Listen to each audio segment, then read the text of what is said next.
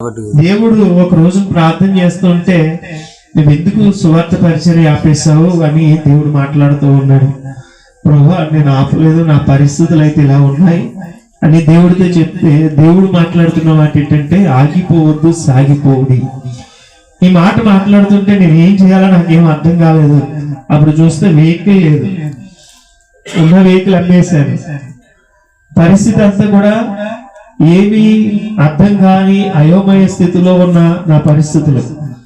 అయితే దేవుడు నన్ను ఎప్పుడైతే గాస్పల్కి పిలిచారో ఆ గాస్పల్ పరిచయకి నేను వెళ్ళేటప్పుడు చాలా అనారోగ్యమైన పరిస్థితిలో ఉండి హాస్పిటల్లో నేను దగ్గర నెలలు హాస్పిటల్లో బాధపడ్డాను. ఆ తర్వాత దేవుడి దగ్గర నేను తీర్మానం తీసుకున్నాను, ఆయన నేను వెళ్తాను అని. దేవుడు నాకు స్వస్థ ఇచ్చాడు, మంచి ఆరోగ్యం ఇచ్చాడు. మరి చాలా గ్రామాల్లో నేను సువార్త అంటే చేయడానికి నాకు ఏ యోగ్యత లేదండి. నేనేమి పెద్ద జ్ఞానవంతుని కాదు, నేను ఎక్కువ చదువుకున్న వాడిని కావడం కాదు.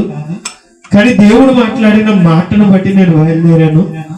బయట ఏం చెప్పాలో నాకు తెలియదు, గాస్పల్ అంటే ఏంటో తెలియదు, సువార్త ఎలా చెప్పాలో నాకు తెలియదు. కానీ మైక్ పట్టుకున్నానండి, డ్రమ్ము పట్టుకున్నానండి, ఏమండి వెళ్ళిపోయినంతే. మొట్టమొదటి సువార్త పరిచర్య చేసింది పెద్దపూడి గ్రామంలో చేసామండి. ఏం మాట్లాడాలో నాకేం తెలియదండి. నిలబడుతుంటే ఆయన మాట్లాడుకున్నాడు. దేవునికి స్తోత్రం. ఆయన చెప్పాడు, యెషయా గ్రంథం 40:9 యెరూషలేములో సువార్త ప్రకటించుచున్నదానా, భయపడకు, ఉన్నత స్థలములకు ఎక్కి ప్రకటించుము. నేను ఇప్పుడు వచ్చి ఏ రోజు కూడా 203 గ్రామాలు సువార్త చేశానండి. ఏ రోజు కూడా నేను సువార్త పరిచర్కి భయపడలేదు. ఎన్నో సమస్యలు వచ్చినాయి, ఎందరో వ్యతిరేకతల మధ్యలో, ఎన్నో ఆటంకాల మధ్యలో, ఎన్నో సమస్యలు, ఆర్థికమైన ఇబ్బందులు, అనారోగ్యమైన స్థితిగతులు, లేమి కలిగిన పరిస్థితులు, ఇవన్నిట్లో కూడా నేను దేవుని వైపే చూశానండి. దేవుడు నాకు శక్తినిచ్చాడు, సామర్థ్యాన్ని ఇచ్చాడు, జ్ఞానాన్ని ఇచ్చాడు. కష్టపడే మంచి గుణలక్షణాన్ని, సోమరితనం లేకుండా కష్టపడే భాగ్యాన్ని దేవుడు ఇచ్చాడు. ఆ ప్రతి రూపాయి నేను ఒకప్పుడు సిగరెట్లకి, మందులకి తగిలేసాను లోకానుసారంగా. ఆ డబ్బుని దేవుడు ఇలాగా ఉపయోగించుకోవడానికి నాకు ఇంకా గొప్ప భాగ్యాన్ని ఇచ్చాడు. ఇదైతే నాదేం కాదు, ఆయన నిలబెట్టి నన్ను చేయించుకుంటున్నాడంతే ఒక పాత్రగా. కాబట్టి ఆ గ్రామాలకి వెళ్ళడానికి నాకు ఆ గ్రామాలు ఏంటో, పరిస్థితులు ఏంటో నాకు తెలియదు. ఇంకో సహోదరు నాతో అంటే, అయ్యా దేవుడు ఏజెన్సీ చేయమంటున్నారు, వెళ్ళాలి. ఆ ప్రాంతాలు అయితే నాకు తెలియదు, ఆ రూట్లు అయితే నాకు తెలియదు, మరి ఏం చేద్దాము అని అంటే, ఒకసారి వెళ్ళి దర్శిద్దామండి అంటే వెళ్ళాము. వెళ్ళిన తర్వాత మాకు దైవజనులు ఇద్దరు కూడా, సోహన్ బాబు గారు, దేవదాస్ గారు మాకు పరిచయం అయ్యారు. అయ్యా, మా విజన్ ఇది, మా ఆలోచన కాదు, ఇది దేవుని యొక్క ఆలోచన. కాబట్టి మాకు ఇక్కడ మీరు కోఆర్డినేటర్ గా పనిచేయగలుగుతారా, మీ ఏజెన్సీ ప్రాంగణాల్లో మాకు సహకరిస్తారా అని వారిని అడిగినప్పుడు వారు కొన్ని పేర్లు ఇచ్చారు. కొన్ని పేర్లు ఇచ్చిన తర్వాత ప్రార్థన చేస్తున్నాం, వెళ్దామండి అని ప్రార్థన చేస్తే మాకు ముఖ్యంగా కావాల్సింది వెహికల్ కావాలి, అంతే కదండి. అంత దూరం వెళ్ళాలంటే మంచి వెహికల్ ఉండాలి. కానీ ఆ దూరం వెళ్తున్నప్పుడు వెహికల్ లేదు కదా, ఈ అంశాలు పెట్టుకుని ప్రార్థన చేస్తున్నాం. ఒకరోజు, ప్రభువా, నేను ఎలాగైనా నీ పని ఆగకుండా ఉండాలని వెహికల్ కావాలనుకున్నాను. కొత్త వెహికల్ కొనేయడానికి వెళ్ళిపోయాను. ఎక్కడికి? టీవీఎస్ సుజుకి షోరూమ్ కంపెనీకి వెళ్ళిపోయాను. ఆధార్ కార్డులు ఇచ్చేసాను, అన్ని ఇచ్చేసాను. వాళ్ళు వెహికల్కి, కొత్త వెహికల్ తీయడానికి అన్ని సిద్ధపరిచేశారు. ప్రభువా, నేనైతే ఒక్కనే కష్టపడాలి కదా, చూస్తేనేమో పనులు అవి ఉండవు. కొత్త వెహికల్ చేస్తే మళ్ళీ నేను ఫైనాన్స్ అది కట్టాలి, నా కుటుంబం ఎంత గడవాలి, ఎలా ప్రభువా అని ప్రార్థన చేసుకుంటాను. షాప్లో చేసుకొని అలాగా ఆలోచన చేస్తూ OLX అడుగుతున్నాడు. OLXలో నాకు ఇప్పుడు ఎదురున్న బండి కనిపించింది. కనిపిస్తే చూశాను, ఫోన్ నెంబర్ పెట్టాను. ప్రభువా, ఇది నీ చిత్తం అయితే, నాకు సువార్త పరిచర్యకి వెహికల్ అవసరం అయితే నేను వారికి నెంబర్ పెడుతున్నాను, నాకు 1 గంటలో ఫోన్ రావాలి ప్రభా. ఇదే నా ఆలోచన. ప్రభు దగ్గర పెట్టేశాను. గంటలో ఫోన్ వస్తే నేను ఎక్కడున్నా సరే వెహికల్కి వెళ్ళిపోతాను. అనుకోకుండా ఇంటికి భోజనానికి వస్తున్నాను, 2:30 అయిపోయింది. ఇలా టర్నింగ్ తిరుగుతున్నాను, సర్పవరం జంక్షన్. కాల్ వచ్చింది, ఫోన్ ఎత్తాను.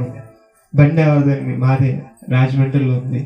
సార్ నేను వస్తున్నాను, 1 గంటలో మీ దగ్గర ఉంటాను.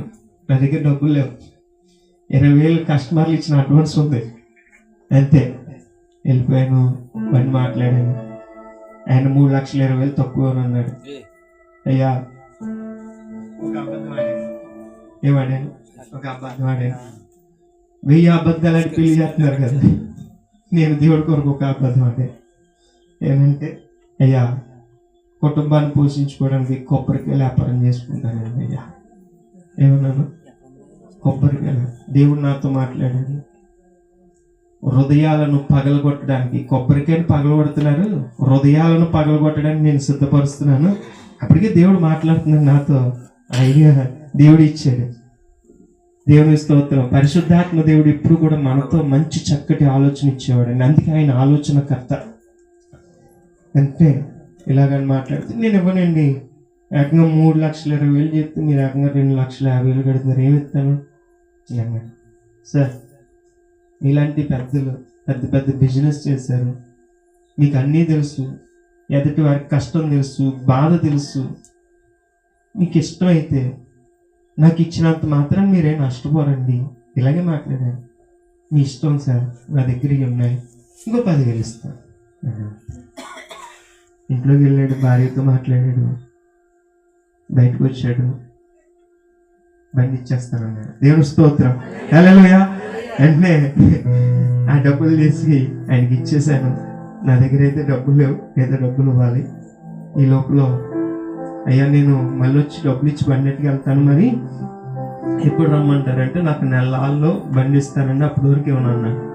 సరేనండి, నాకు కూడా మంచి అవకాశం అనేసి ఈ లోపల బజాజ్ ఫైనాన్స్లో అప్పు తీసుకొని 3,00,000 రూపాయలు వెహికల్ తీసుకున్నా. ఎవరి గురించి అండి? నా ప్రాణాన్ని కాపాడిన దేవుడు, మరణాన్ని తప్పించిన దేవుడు, నా వ్యసనాల నుంచి విడిపించిన దేవుడు, నన్ను సజీవునిగా ఉంచిన దేవుని కొరకు, అనేక హృదయాలను పగలగొట్టడానికి ఒక పాత్రగా దేవుడు నన్ను వాడుకోబోతున్నాడు కనుక ఆ దేవుని కొరకు, ఆ దేవాది దేవుని కొరకు అప్పు చేయడం తప్పంటారా? మన కొరకు సజీవునిగా ఉంచిన దేవుని కొరకు ఎంతన్నా ఖర్చు పెట్టడానికి ఇష్టపడితే హల్లెలూయా, నీ ద్వారా అనేక ఆత్మలు రక్షింపబడతాయి. సామెతల గ్రంథంలో ఒక మాట ఉందండి, శ్రమ దినాన్న కృంగిన వాడి చేతగాని వాడైపోతాడని. ఆ మాట నన్ను తాకింది ఒక రోజున, నేను శ్రమలో ఉన్నప్పుడు. తర్వాత కొన్ని రోజులు పోయిన తర్వాత దేవుడు దాని కింద వచనాలు చదువు అని నాతో మాట్లాడితే కింద వచనాలు చదివానండి. నాశనానికి జోగుచున్నవాన్ని నువ్వు రక్షింపవా, ప్రతి రక్తానికి నువ్వు నిరపరాధమై ఉన్నావు. దేవుడు మాట్లాడు. నన్ను దేవుడి మాట ఎప్పుడు పరిశుద్ధాత్మ దేవుడు నాతో మాట్లాడుతూనే ఉంటాడు. అందుకే ఎక్కడ పరిచర్య జరిగిన అద్భుతమైన కార్యాలు దేవుడు చేసుకుంటూ అటువంటి దేవుని కొరకు అప్పు చేసి కొంతకాలం అయిన తర్వాత కష్టపడిన తర్వాత దాన్ని లోన్ కూడా తీర్చేయడానికి దేవుడు సహాయం చేశాడు. ఇదండి దేవుని పరిచర్యలో ముందుకు వెళ్తున్నాం. అంటే నా ఒక్కడిదే కాదు, నా వెనకాల టీం కూడా వారు వర్క్ చేస్తున్నారు. లేడీస్ అయినా వారి కుటుంబాలను విడిచి వాళ్ళు కూడా చక్కటి ఆహార పదార్థాలన్నీ సిద్ధపరిచి ఎంత లేట్ అయినా అయ్యా మీతో ఉంటాం అని వారు ఆసక్తితో వచ్చి ఇంటింటికి తిరుగుతున్నారు. కొంతమంది బ్రదర్స్ మా మధ్యలో ఉన్నారు, వారందరూ కూడా చక్కగా. మరి అన్నిటికీ ప్రోత్సాహం ఎవరు? మా ఇంక మా మార్తమ్మ కూడా చక్కటి ప్రార్థన పరురాలు, నా బిడ్డలు ప్రార్థన పరులు. వాళ్ళు చేస్తున్న ప్రార్థన మా జీవితాలలో ఈ వెలుగును మేము పొందుకోగలిగాం.